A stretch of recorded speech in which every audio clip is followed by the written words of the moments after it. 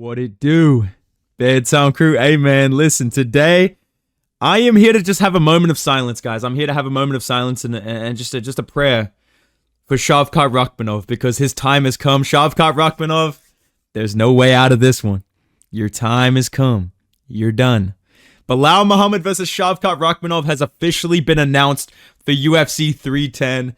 And my boy is about to end the hype train once and for all and send this aura merchant packing.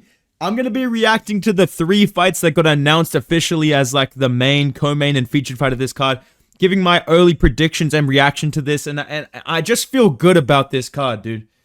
I'm feeling like I'm back. You know, I was overthinking some picks in the past and I was trying to be all, best predictor on YouTube. I'm just here to pick based on who I like better now. All right? Bilal Muhammad's winning this fight and he's going to school Shavkat Rakhmonov, dude. Shavkat Rakhmonov is one of the most overrated, overhyped fighters in the UFC, in my genuine, honest opinion.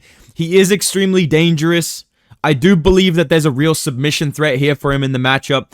Obviously, in the clinch, I'm worried that he's going to land big elbows against Bilal Muhammad, open up scar tissue. But I'm seriously picking Bilal Muhammad by decision because I believe that his composure is a lot better. I believe his game planning and fight IQ is way better. Like, with Khabib in the corner game planning, I really feel like they're going to find the easiest path to victory against Shavkat Rakhmonov. And we've seen that Shavkat Rakhmonov's takedown accuracy is extremely low. He uses his grappling more than his striking to finish higher level opponents, right? We're looking at Neil Magny, we're looking at Jeff Neal, Stephen Wonderboy Thompson. He's using the submissions a lot more than he is the striking to beat these guys. And Bilal Muhammad has like 89% takedown defense, I believe, only blemished by Leon Edwards basically in the past like 5 years. I just feel like Bilal Muhammad has fought better guys more often and has shown way more versatility against higher level competition. If he needs to take down Shavkat Rakhmonov, I believe he'll find a way to make that happen, mixing up the boxing against a guy with pretty bad head movement and defense. Shavkat Rakhmonov, the kid's a marauder. That's all I got to say about him. He's a marauder. He's got a big blocky head and chin. I can relate. I got one of those. But I feel like Bilal Muhammad is just a lot smarter with the way that he fights. And with Khabib in the corner, like I said, I trust him. I just trust him. And he's been more active. Shavkat Rakhmonov's fighting once a year, and he's taking a path up to the title against Stephen Wonderboy Thompson, who was ranked below him. Shavkat was already ranked top 5 somehow, right? Jeff Neal, okay, who's lost to Neil Magny, right? And then other unranked welterweights. Bilal Muhammad clearly beat Gilbert Burns. Stephen Thompson completely dominated him in that fight. I know Shavkat Rakhmonov finished him, but there is more things you can point to in that matchup of Shavkat Rakhmonov struggling to get takedowns. Shavkat Rakhmonov looking kind of awkward and off-timed on the feet, right? I know that it's Wonderboy, but Bilal Muhammad took him down basically every time he needed to and beat the shit out of him on the ground. Like, there's no other way to say it. I feel like Bilal Muhammad is like a Glover Teixeira versus Yuri Prochazka type matchup for Shavkat, except he has way better fight IQ. If he hurts Shavkat Rakhmonov, which would be hilarious, and I could see that happening low-key, he's not going to jump on a stupid submission, right? If Shavkat Rakhmonov ends up in a bad spot or rushes something, which he does a lot, Bilal Muhammad's not going to rush things in return. He's going to take the best situations that come out of the fight and hold on to them. I feel like Bilal Muhammad's composure, his fight IQ, he has an underrated chin and defense since his last loss. You can see that his game planning and his ability to kind of roll with strikes. He almost has like Khabib type defense where he just flings his arms up and it looks like he's getting rocked, but he's just kind of avoiding the real bad part of the shots. His hands looked fast against Leon Edwards as well, and I like that he's coming back within a year. I like that he's not coming off a ginormous fucking layoff like Shavkat Rakhmonov. And I feel like he's a lot more tested and he's fought way better opponents. And you can see that he's getting better as he goes on. I would be worried about the 36 years old if I hadn't seen him fight so well against Leon Edwards. And Leon Edwards is another guy that I think would be a really tough fight for Shavkat Rakhmonov. And for some reason, I feel like people would be more willing to agree with that before 304 than now they can't even consider the idea that Shavkat Rakhmonov might lose. But I believe in Bilal Muhammad. I believe in you, Bilal Muhammad, and I'm not backing out this time. I'm riding with my gut feeling and my picks. And I don't give a fuck, dude. I don't give a fuck about my prediction rate, bro. Belal Muhammad's winning this. 49-46. Shavkat Rakhmonov's going to have a very good early round 1 or round 2. But the cardio advantage belongs to Belal Muhammad. The game planning, the fight IQ belongs to Belal Muhammad. I believe that he's got fast hands, underrated defense. He's going to mix up the grappling. He's a way more accurate and skillful wrestler than Shavkat Rakhmonov. And I feel like this is actually a really bad matchup for Shavkat, especially coming off a year-long layoff and that performance that he had against Stephen Wonderboy Thompson. You can say what you want about injuries. Belal Muhammad 50-45, Gilbert Burns with an injury and caused one against him, right? Even Sean Brady was struggling with fucking Gilbert Burns at times in the grappling and in the striking. Belal Muhammad 50-45'd him. People will always talk about the one arm, even though Belal Muhammad caused that injury, right? Mogged Leon Edwards, outstruck him, out-wrestled him. Leon Edwards won the last round for like 10 seconds. Outside of that, he got fucking mogged in that fight. Belal Muhammad wins this matchup, all right? The UFC also announced in the co-main event, it's going to be Alexandre Pantoja versus Kai Asakura. Now, I'm going to keep it a buck with you guys. I'm going to keep it 100. I'm going to keep it a stack as I always do. You know, I'm a real guy. I'm a real G.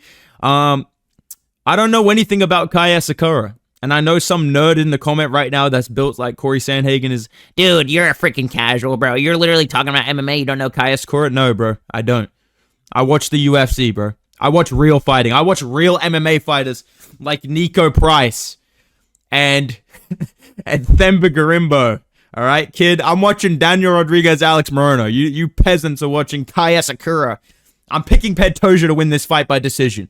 I believe that if you can get out-grappled and controlled by random Japanese dudes in fucking Ryzen, and your best moves on your highlight reel are grounded knees, grounded strikes, soccer kicks, that's not going to work against Pantoja. Pantoja's just going to maraud through this guy, take him down, lay on him, and win a boring decision. Then go, guys, I work so hard for this, guys. I work so hard for this, you know.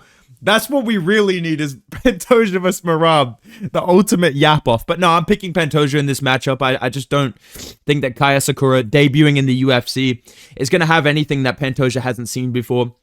Especially when he's coming from a rule set with grounded strikes. I do believe that's going to affect his ability to defend takedowns. I can definitely see this guy shooting for knees instead of looking to, you know, pummel under and defend takedowns in a traditional way. I feel like this is going to be the type of guy that maybe hurts Pantoja early on, but has some habits that get him taken down over and over again. And I feel like Pantoja, if he gets you down, he's going to control you. He's going to get to your back. He's going to at least be able to lay on you in half guard and breathe heavily. So it's really hard for me to pick against Pantoja right now. I know that Tyra just lost, and I thought he was going to be the guy to do it. That was an amazing fight, but the division is absolutely fucking dead with Royval as the number one contender. I love Royval. It was an awesome fight, but fuck, dude. This is the best we can do at flyweight, bro. And people are going to be like, dude, why are you not complaining about this? But you complained about fucking Stipe Miocic. I don't give a fuck about flyweight. That's why, dude. They could literally ship in, like, anyone to fight Pantoja. If they called me right now and said, yo, you want to fight Pantoja? I don't think anyone would complain if I signed up and fought Pantoja for the belt. That's the state this division is in. So I'm hoping Kai Asakura wins, honestly. I think that'd be kind of badass if he just rocks up, KOs Pantoja, refuses to elaborate. Because then we get new matchups. Then we get Moreno getting another title shot, which I'm sure Dana White and Joe Rogan would lose their minds over, right? We get Royval can have another fucking title shot, which he is on the verge of deserving from his last 2 wins. But if Pantoja wins, which I think is going to happen, this division might end up closing. I don't know. Let me know what you guys think of that. And the last fight I want to talk about, though, is the featured fight that got announced. This is like such a bedtime FC ass card, bro. I swear every time the UFC wants to, like, this is how I know my picks are going to be good on this card, because they're putting together just fights that have to do with bedtime MMA. You know, they got Belal Muhammad in the main event. Remember last time? They had Belal, they had Curtis Blades, they had Paddy Pimblett on the card. They had a great fucking bedtime FC card. And this time, we've got Pantoja, we've got Belal Muhammad, we've got obviously my mortal enemy, the fucking aura merchant himself, Shavkat Rakhmonov. We got my boy, you know, the GOAT Mobster. And they got my boy Nick Diaz on the card, bro. I used to pray for times like this, man. Why the fuck do I want to pick Nick Diaz? Why is Vicente Luque so cooked in his career that I could see Nick Diaz winning this? I think the fact that this is 3 rounds makes me... I'm probably going to pick Vicente Luque. But I could... Oh, you know what, though? I actually feel like that might help Nick Diaz. Because he just empties the... Like, he just throws 50 to 70 strikes around. And I feel like Luque is more of a... go with the flow and then find a good shot late type of fighter, whereas Nick Diaz is going to be at his best in this matchup, being 41 years old, coming off a layoff. He does look like he's in good shape from his training. Like, I do feel like Nick is going to look better than he did against Robbie Lawler. And Vicente Luque, like I said, he's absolutely cooked at this stage in his career. This guy is having some insane levels of... just that performance against Buckley was so weird. I know it's aging kind of well, the fact that he lost to Buckley, but he had no success in that matchup. You know, you can look at Wonderboy, and he's 41 as well. He had success against Buckley. He arguably was up 2 rounds in that fight, right? Now, Sultan Ruziboyev, he was landing good shots against Buckley, right? They went to a decision. They had a good fight. Vicente Luque had nothing in that fight. No striking, pulled guard, got TKO'd. Nick Diaz will throw punches. Like, he will actually go and try to fight. And I feel like the fact that he's in better shape than he was against Raw, I might fucking pick Nick Diaz. Dude, fuck this, man. Like I said, man, I'm done trying to be analytical. I'm done trying to be... Oh, man, I hope I get my good prediction rate on this card. Fuck that, dude. Fuck that, man. Bilal Muhammad by decision.